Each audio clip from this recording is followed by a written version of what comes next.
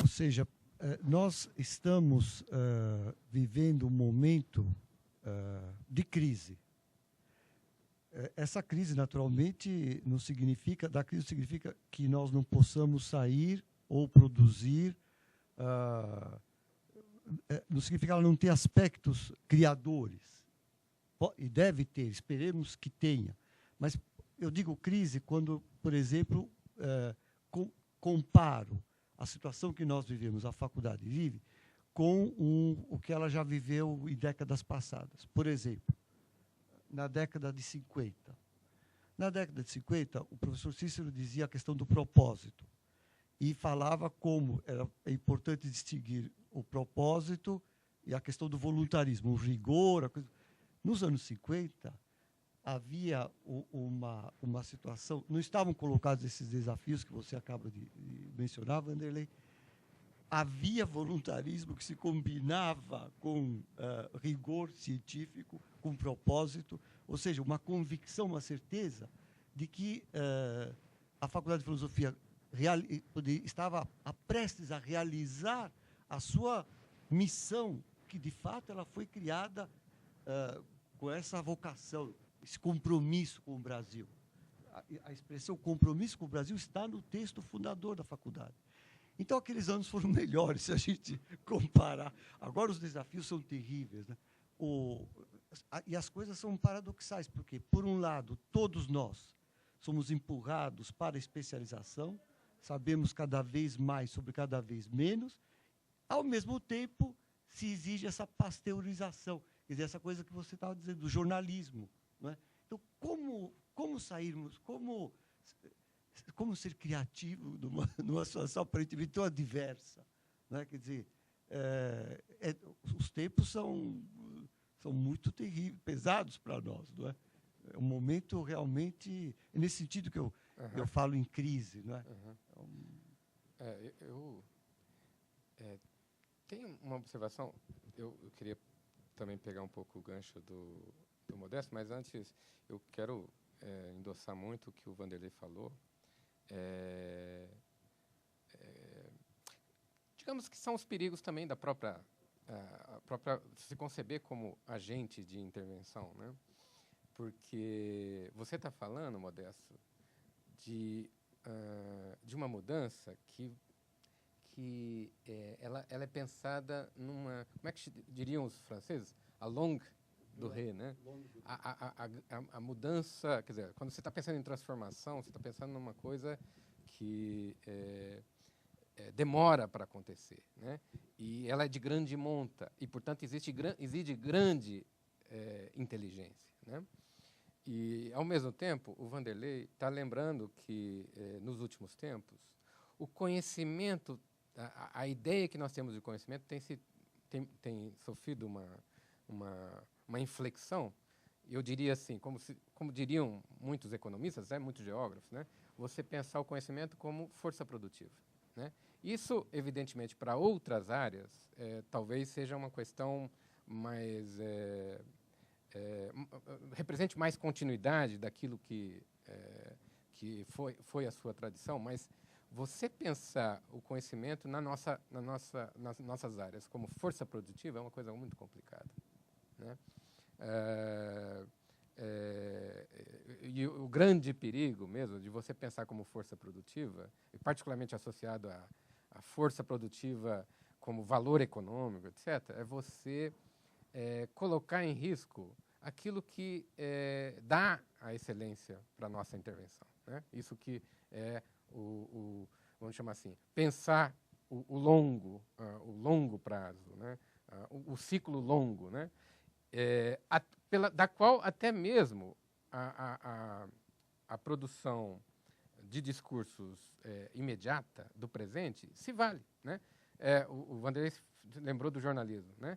É uma coisa interessante de perceber hoje na produção jornalística como ela cada vez mais tem parasitado na produção, essa produção de longue durée, né? Eu não sei se a palavra produção até aqui seja mais adequada, mas essa elaboração de um repertório para pensar a sociedade que é feita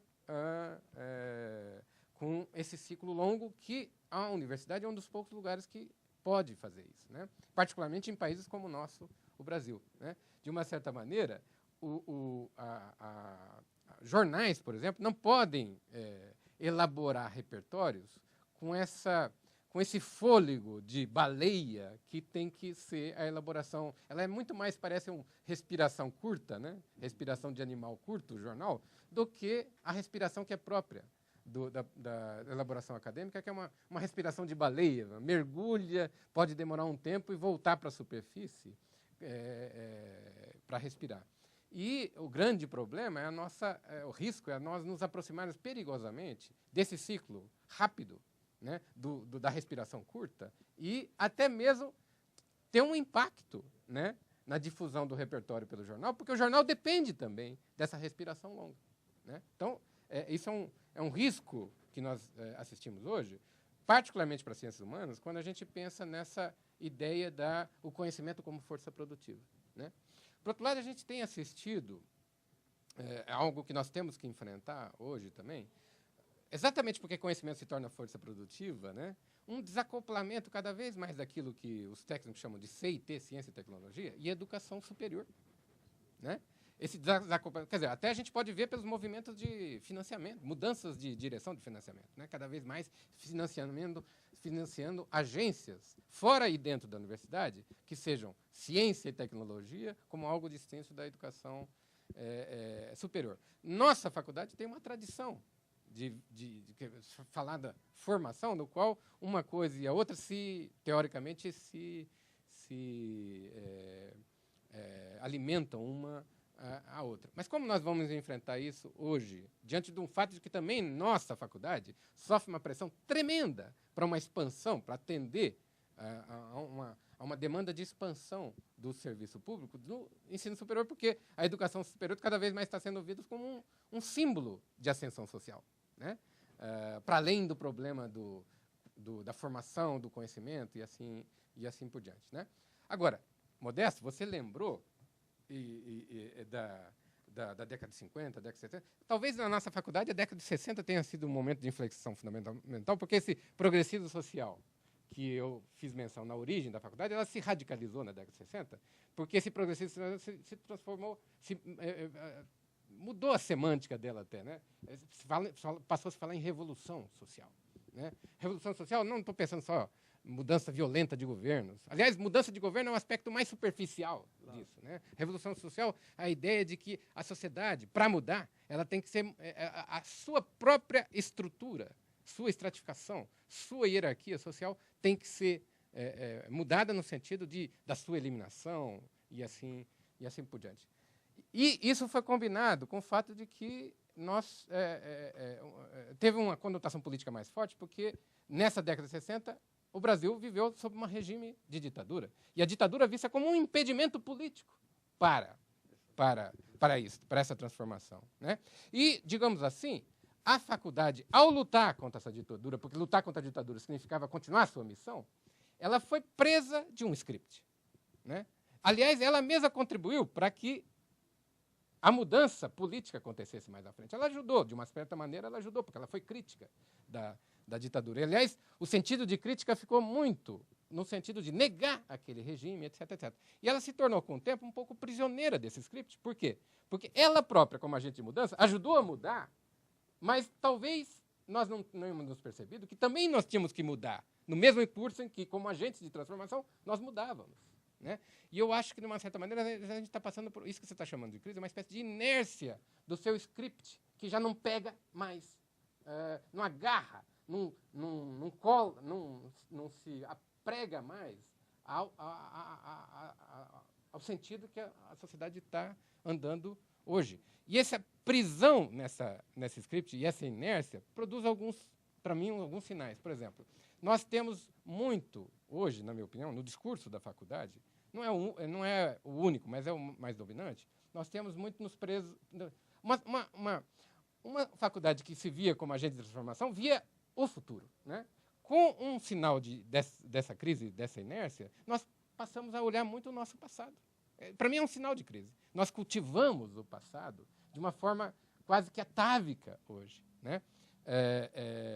E engraçado que é um passado que tem uma espécie de um tradicionalismo aí, que é revestido de uma retórica radical, às vezes até aparentando o crítico que nós estamos discutindo aqui, mas que ela está, de uma certa maneira, eu vejo ali um sinal nessa crise, uma dificuldade de enfrentar o que nós temos hoje, né? Com um refúgio no nosso passado glorioso. Eu acho isso complicadíssimo, na verdade, para nós superarmos essa situação de crise existencial que você está dizendo. Porque eu acho, sinceramente, que nós devemos cultivar os nossos maiores, os nossos pais, mas, para que a gente ande para frente, a gente vai ter que ser capaz de, vamos chamar assim, devorar os nossos maiores, devorar os nossos pais. Né? Eu queria pegar um gancho, eu acho que o Cícero está indo no caminho que eu gosto, né? O que é o gancho praticamente da impossibilidade estrutural da existência de um conhecimento científico básico no mundo contemporâneo, em qualquer lugar do mundo, em qualquer área. Né? Ainda hoje no jornal tem lá a notícia que o presidente Obama anunciou, aliás, deve ser louvado isso que ele fez, aumentar a investimentos em ciência e tecnologia nos Estados Unidos de 2,6% para 3% do PIB. O PIB dos Estados Unidos é de 14 trilhões, então isso significa que ele vai... uma montanha de dinheiro. Né? E lembrando que, quer dizer, algo em torno de 400 e tantos bilhões de dólares por ano em pesquisa. No Brasil, nós estamos aí entre 0,6, 0,7, podemos puxar um pouco mais, mas por mais, mesmo que fosse 1, quer dizer, 1 de 1,3, então nós chegaremos a 13. Isso também é formal, porque na hora de executar o orçamento, nós sabemos que o governo contingencia, etc, etc. Bom, por que eu estou dizendo isso? Porque lá no meio da notícia está dizendo, e veja, e esse dinheiro não é só para a pesquisa aplicada, só para a alta tecnologia. Ele disse, eu gostaria que esse dinheiro também fosse, e principalmente fosse para a ciência básica, porque é a ciência básica que revoluciona a ciência. Né? Mas quando ele fala da ciência básica, ele está se referindo a uma ciência básica que não existe mais também, porque ele dá um exemplo, ele fala, por exemplo, é da ciência básica que veio o GPS, etc, etc. Então, eu estou usando esse dado muito fresco de hoje, né? Esse exemplo do presidente americano, para mostrar que, na verdade, esse é um fenômeno de transição no mundo, que afeta profundamente o nosso trabalho. Em todas as áreas, nas ciências duras isso é mais óbvio, né? Não há biólogo que faça pesquisa básica, porque uma hora, sem querer, ele descobre lá uma proteína e uma célula-tronco, uma estrutura genética. Toda a genética acaba sendo aplicada, toda a física, toda a química, etc. E na nossa área isso está acontecendo um pouco por essa demanda desse mercado, por um conhecimento mais segmentado, mais especializado, mais leve, mais assimilável e disseminável na velocidade exigida pelos meios de comunicação atuais, sobretudo pela internet, não só a TV, que já é uma coisa mais antiga, né? O que nos obriga, que nos leva a essa angústia, porque há o problema da densidade a que nós nos obrigamos, e é preciso rever também se em todas as áreas é necessária essa densidade, isto é, esse tempo profundo, essa reflexão profunda, por exemplo. Em algumas áreas da geografia, na área de meio ambiente, de questão urbana, questão regional, etc., dá para ser um pouquinho mais rápido. Viu?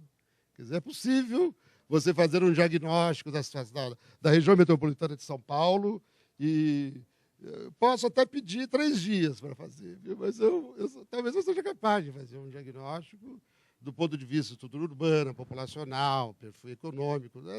Bom, mas, Vanderlei, mas isso nem se compara com o que os teus pais fundadores, os ancestrais, nos anos 50, fizeram. Né? Aquela coletânea de 54, de 4 volumes sobre São Paulo, e que eles levaram 3 anos, né? Então saiu 3 anos depois do aniversário de São Paulo. Bom, os tempos... Eu quero retomar a questão da velocidade, portanto, não é? Que eu acho fundamental. E dizer o seguinte, nós próprios somos, de certo modo, nossos algozes também. Porque, veja, imagine que esse número esteja correto, que o mundo produz algo próximo a 1,5 milhão de papers científicos, em periódicos científicos por ano. Né? Se você dividir isso por 365 dias, né? Então, qual é a angústia? A angústia é que, a cada minuto, nós nos tornamos ignorantes em pelo menos um paper. Né? Então, é possível que esse paper, inclusive, seja alguma coisa que potencialmente pode ser do interesse da minha área mais ampla ou da minha área mais específica, mas eu temo, isto me angustia, já me angustiou mais, não tanto, pelo menos a gente tendo consciência, já não se angustia tanto. Né? Eu temo que é capaz que eu passe, que eu chegue amanhã e que eu já estaria preocupado com o novo paper que vai sair, etc. Então, veja, há um problema de velocidade que se combina com um problema de quantidade, que tem a ver com a fragmentação do nosso conhecimento em todas as áreas e que nos atinge profundamente.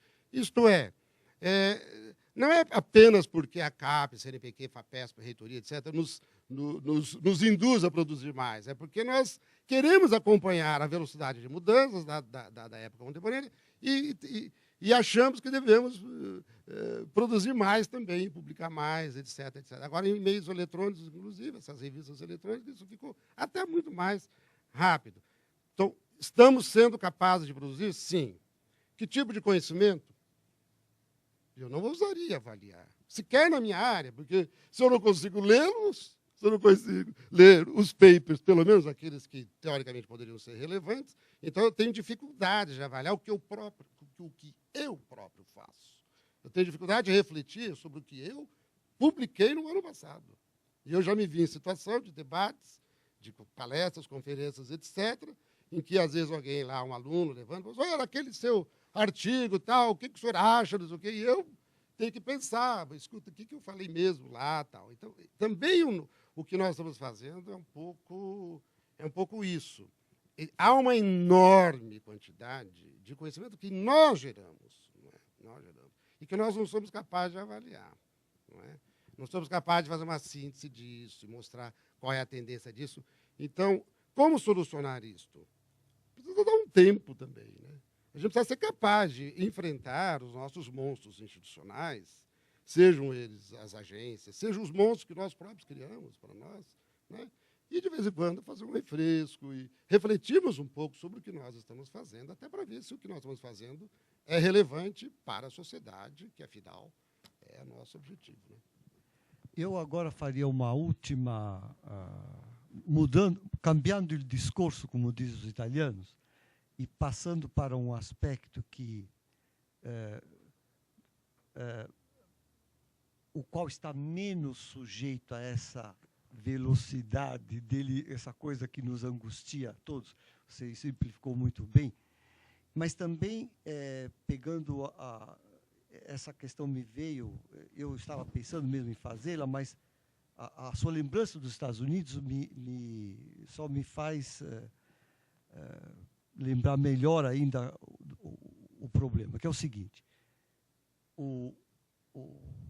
esse orçamento do Obama agora, destinando 3% do PIB, certamente não vai implicar numa mudança em como as universidades norte-americanas aplicam e gastam em pesquisa, em cultura, enfim, pesquisa no sentido amplo, não só no sentido de ciência dura, tecnologia. Porque uma coisa que poucos sabem, mas quem conhece o sistema americano, visitando as universidades americanas, se surpreende. Por exemplo, uma vez estive lá na Universidade de Brown, em Providence, não é uma grande universidade em termos de tamanho, embora importante, tem prêmios Nobel, tem, enfim, uma faz parte daquela liga lá da ERA, 7 universidades. Bom, tinha lá um professor visitante austríaco, especialista em ler tabletes de terracota, escrita cuneiforme. Ele ia ser contratado. Ele estava em dúvida se abandonava a Áustria, de onde ele ou se fixava nos Estados Unidos. Estavam contratando, lhe dando excelentes condições. Então, quer dizer, essa mesma Universidade Brown contratou a peso de ouro um historiador que era uma espécie de enfant terrible da historiografia da política inglesa, o Thompson. O Thompson, nos últimos anos, dava cursos na Brown. Então, Harvard faz a mesma coisa. Todas as grandes universidades norte-americanas, elas aplicam, investem pesadamente nas duas pontas do saber, na científica, chamada científica, e na humana. Né? Então, voltando à nossa faculdade, agora pegando esse aspecto nesse campo da preocupação com a cidadania, com a ética, com os fins últimos da coisa, eu acho que nós temos um pouco mais, podemos nos distanciar dessas injunções, dessa questão da velocidade. E esse é um papel importante da nossa faculdade. Nesses tempos de crise social e moral que o país está vivendo, né, o que a faculdade poderia, como poderia contribuir, quer dizer, o que a gente poderia falar? Aí eu vejo uma questão de um pensamento crítico, não crítico no sentido já desgastado, de fazer a crítica ao establishment, porque nós vamos transformá-lo de cabo a rabo, vamos instaurar um outro modo de produção. Não nesse sentido, mas um pensamento crítico capaz de apontar, de diagnosticar e de, sei lá, nos chamar a atenção e fazer-nos refletir sobre esse momento que nós vivemos, né, que é baixo. Não é? Então, alguma coisa para encerrarmos, falar sobre... Olha, aliás, eu devo dizer que a Universidade Americana não é de hoje que faz um investimento que não é só realmente no campo das ciências duras, tecnológicas, etc. Né? Se a gente pensar o impacto que tem sobre o mundo acadêmico americano e mundial, o fato de os americanos, a partir da ascensão dos fascismos na Europa, terem importado os famosos émigrés europeus, tem um peso, eu digo isso acompanhando o pensamento político, é só ver o impacto que teve no campo do pensamento político, mas não só do político, né? Social, literário, no campo da crítica literária, etc., que levar os émigrés europeus para as universidades americanas teve. E que hoje adquiriu até um moto próprio, porque a Universidade Americana continua absorvendo a inteligência europeia, muitas vezes a preço de ouro, sem dúvida, né? Trazendo, porque a Universidade Americana tem o seu dinamismo, há um certo, talvez a Europa tenha despertado para isso agora, né? Com a União Europeia e tal, que o perigo que constitui para a inteligência europeia, essa verdadeira sugagem, né, da inteligência no campo das ciências humanas dos europeus para as universidades americanas. Né? Isso implica uma percepção muito forte da importância que é a elaboração disso que eu estou chamando de um repertório para que os cidadãos possam ganhar um entendimento, um sentido mais profundo do que fazem politicamente em outros campos. Né? E isso é muito importante. O peso da intelectualidade produzida no mundo acadêmico é fundamental. Agora, eu acho, para entrar na resposta, eu não vou te dizer o conteúdo, mas o exemplo americano me leva a pensar o seguinte: é impossível, na minha opinião, produzir pensamento político ou pensamento social ou em qualquer outra área das ciências humanas se os que pensam não possam fazer uma interlocução. Né? O pensamento, ele, particularmente, acho que em todos os campos, mas nas ciências humanas, ele não é um pensamento solitário. Ele é necessariamente, para ele adquirir relevância e rigor, e até mesmo para ele se tornar crítico, não no sentido do politicamente barateado que a gente está aqui recusando, ele precisa se encontrar num mesmo espaço. Né? Não estou dizendo num mesmo lugar, né? Mas ele precisa se encontrar. A fragmentação que o Vanderlei fez referência aqui, ela não é só um problema de especialização, ela é fatal para produzir a excelência do conhecimento na nossa área. Porque nós precisamos, para adquirir esse refinamento, nós precisamos fazer a interlocução, nós precisamos ler um ao outro, nós precisamos, na verdade, ter uma ideia de propósito que nos guie no nosso encontro. Sem a ideia de propósito, nós não nos encontramos. Né?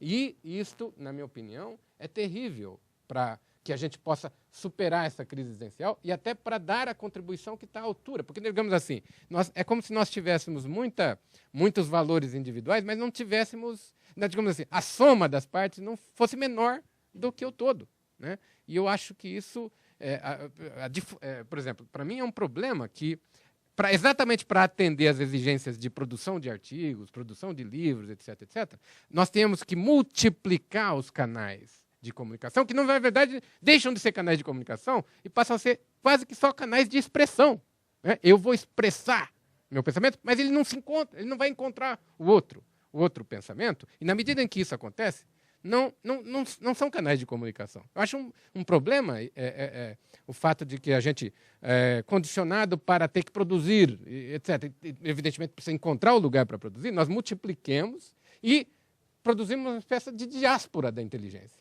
né? Uma espécie de Torre de Babel que, no fundo, aumenta a quantidade, mas a qualidade eu tenho dúvida que ela vai. E isso vai dificultar, na minha opinião, que se produza rigor, que se tenha rigor, e com rigor se tenha... Porque eu não consigo desvincular crítica de rigor, né?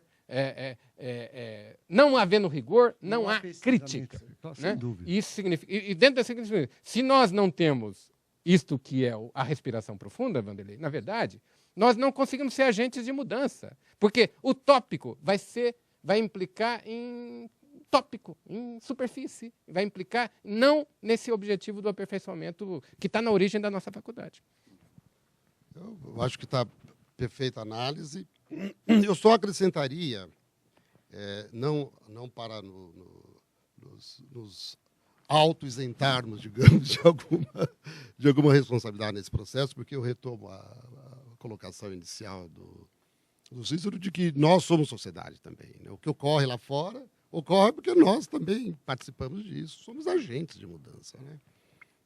A questão da velocidade é essa, não é que a velocidade nos atinge, nos fragmenta, nos angustia. Nós criamos também uma produção mais veloz de conhecimento, mais fugaz, etc. Bom, mas não é esse o ponto só. Eu acho que é preciso também que reconheçamos que nós estamos nos deparando com uma fase transicional terrível em toda a humanidade. Quer dizer, nós estamos vivendo uma fase transicional. Quer dizer, né?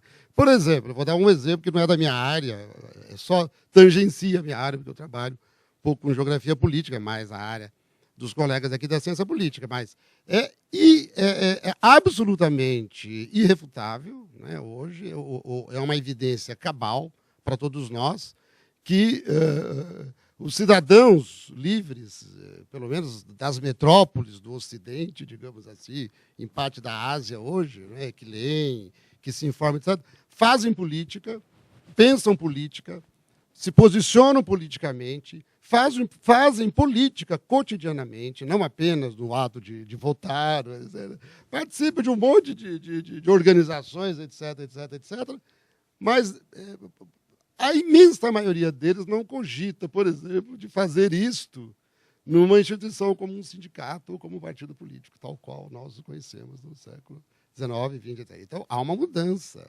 Né? Quer dizer, essas câmaras, esses grandes espaços de reflexão coletiva, que eram os partidos, que eram as grandes instituições, a própria universidade, né, que tinha menos aluno, que tinha menos carga horária, que tinha menos relatório para fazer, e que talvez tivesse espaços onde os nossos ancestrais pudessem se encontrar. Eu mesmo vivi um pouco isso aqui na faculdade, havia espaços, né, onde a gente conseguia conversar, conseguia debater temas diversos, etc. Quer dizer, essa fragmentação ela é também física, espacial, cotidiana, etc. E, de um lado, não há sucedâneo para as instituições que permitiam que esse esforço coletivo de reflexão coletiva tivesse, digamos, uma penetração, né, tivesse uma indução de mudanças, de um ponto de vista coletivo, isto é, numa escala, aí eu vou dizer, numa escala da nação. Né? Agir hoje, produzir conhecimento na nossa área, mesmo em geografia, que é um pouco mais instrumental, na escala da nação, de fato, é muito difícil. Eu vou dar só um exemplo mortal para nós, geógrafos. Né? Os geógrafos não têm mais o IBGE. Uma vez eu disse no Congresso da AGB, uma parte ficou em silêncio reprovando, outra parte ficou em silêncio aprovando o que eu disse. Era visível. Fala, nós, jovens, perdemos o IBGE. Não foi a ditadura que tirou o IBGE, não foram os estatísticos, não foram os economistas. Aqui houve uma época que, nesse criticismo da redemocratização, o IBGE é uma instituição desse Estado autoritário, etc., fora com o IBGE. E quando o Brasil se redemocratiza, nós não temos nem aquela crítica organizada, através da AGB, por exemplo, e também não temos o IBGE, porque o IBGE é fundamental para você implementar policies, políticas públicas, que são do interesse da nação. A questão regional, a questão da Amazônia, a questão da população, da desigualdade, etc, etc, etc, etc. Não temos uma instituição que foi criada por nós, né? Na passagem do Estado Novo e tal. Então, eu só estou dando um exemplo. Você falou da questão moral. Quer dizer, o Parlamento, o Congresso Nacional, olha, quantos se lembram que se comemorou a derrota da emenda das eleições diretas na semana passada? Né? Poucos, eu me lembro, que eu estava lá, muitos de nós, lá na Praça da Sé, em Gabão. Veja, o Congresso Nacional, ele era esse espaço institucional onde nós poderíamos falar para a nação, enquanto cientistas, militantes, intelectuais e tal. Agora, hoje, se me convidam para uma audiência pública lá, eu terei imensas dúvidas. E, sobretudo, se me mandam uma passagem, né, para que eu compareça lá na audiência pública. Bem, acho que podemos ficar por aqui. Eu passo a palavra à apresentadora. Bom, mais informações vocês podem encontrar no site www.fflch.usp.br. O Serviço de Comunicação Social agradece. Obrigada.